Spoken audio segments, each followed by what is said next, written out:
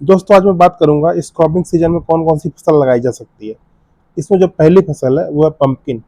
Pumpkin एक ऐसी फसल है जो जून से लेकर के अगस्त तक लगाई जाती है और कम लागत में अधिक से अधिक मुनाफा दे के जाती है आपको। इसको आप डायरेक्ट सोइंग कर सकते हैं या फिर सीडलिंग तैयार कर सकते हैं और अच्छा प्रॉफिट कमा सकते हैं। इसी सीक्वेंस में जो दूसरी फसल आती है वो है हमारी ओकरा। ओकरा को नॉर्मली भिंडी कहते हैं।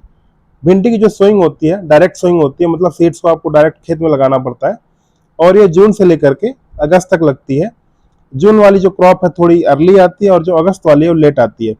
इस जब भी आप लगाएंगे तो दोनों में आपको अच्छा रेट मिल जाता है और आपको अच्छा प्रॉफिट मिलने की उम्मीद होती है, क्योंकि उस टाइम पे क्रॉप्स कम आती हैं खेत में।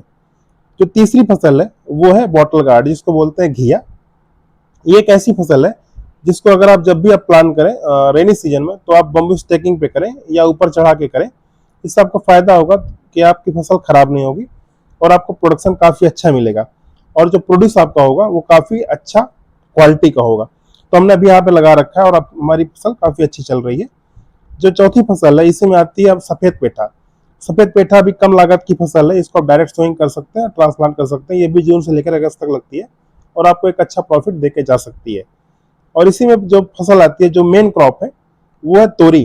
तोरी जिसको बोलते हैं स्पॉन्ज गार्ड, इसको भी आप जानते हैं बहुत ही अच्छी फसल है। इसको भी जब आप लगाएं तो बांस पर लगाएं।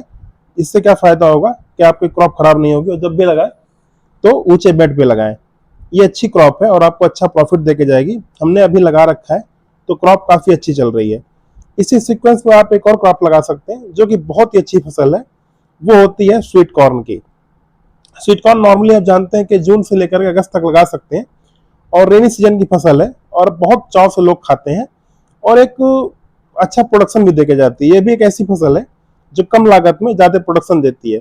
स्वीट कॉर्न की एक और खास बात है, 1 मीटर के बेड पे आप इसके 2 लाइन ले सकते हैं। इसके साथ साथ इसमें आप कोई इंटरक्रॉपिंग कर सकते हैं। इंटरक्रॉपिंग अगर आप इसमें किसी जैसे काउपी है, लोबिया है, ऐसी फसलों का करते हैं जो दलहनी है, तो आपको प्रोडक्शन काफी अच्छा मिलता है और नाइट्रोजन कम यूज करना पड़ता है। तो इस तरह से आप अपनी प्लानिंग कर सकते हैं। इसी के साथ आप लगा सकते हैं मिर्ची। अभी हमने इसका पौध तैयार किया है और भी अच्छी फसल देगी आपको। फिर इसी में आती है कैप्सिकम, ये भी अच्छी फसल है, इसको भी लगा सकते हैं आप। इसी के सीक्वेंस में आती है खीरा। खीरा भी आप लगा सकते हैं जून से अगस्त तक। और ये बात आती है फूल गोभी की। फूल गोभी जो लगती है जून से लेकर के सितंबर तक लगती है। फिर आती है करेला। करेला भी आप जून से अक्टूबर तक लगा सकते हैं। फिर है बैंगन। बैंगन भी आप जून से लगाना चालू कर सकते हैं। इसी सीक्वेंस से एक बहुत ही इंपॉर्टेंट फसल आती है जो कि है टमाटर।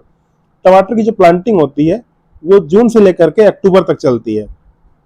नॉर्मली किसान अगस्त में भी लगाते हैं और जून में भी लगाते हैं, डिपेंड करता है किसान की चॉइस क्या है। इसमें अभी हमारे पास सीडलिंग तैयार हो रही है, इसको हम अगले महीने ट्रांसप्लांट करेंगे। तो इस तरह से अपने सीजन की आप क्रॉपिंग प्लान कर सकते हैं और जो भी आपको वैरायटी लगानी है या क्रॉप लगानी है तो आप मुझसे सजेशन ले सकते हैं, मैं आपको वैरायटी बता दूंगा। तब तक आप हमारे साथ बने रहिए और देखते रहिए हमारे चैनल को।